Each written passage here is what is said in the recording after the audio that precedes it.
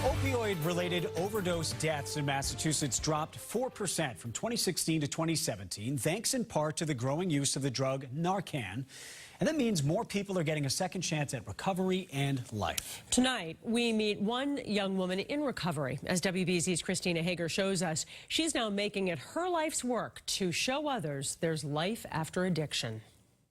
At home, I was crying myself to sleep and couldn't believe, the person that I had become. Megan Kenny faced issues that would be familiar to many when she first fell into addiction. That was kind of the height of the OxyContin craze. Megan says she suffered from depression and social anxiety since childhood and then found herself in an abusive relationship with a dealer who would give her the drugs for free. I found my outlet and my kind of safe space with that drug. Megan was fortunate enough to get treatment through the opioid blocking drug Vivitrol.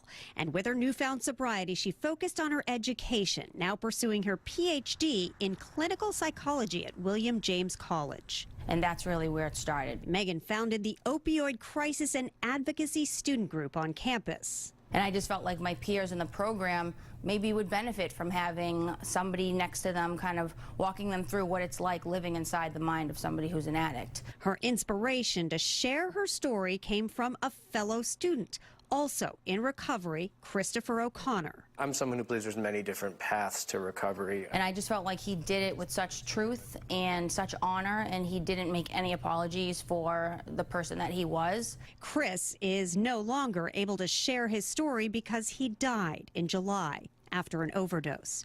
Megan plans to run this year's Rise Up Against Addiction 5K in Chris's honor. I've been fortunate enough to see so many people come out of that darkness, and once they get into recovery, they are thriving in ways that nobody could have ever expected, and they've met a potential that they didn't even know existed. Christina Hager, WBZ News. As part of WBZ's effort to confront the opioid crisis, we're partnering with William James College for a special day-long forum on Thursday at the Back Bay Event Center. Leaders in government, healthcare, and education will outline New England's approach to addiction treatment and intervention.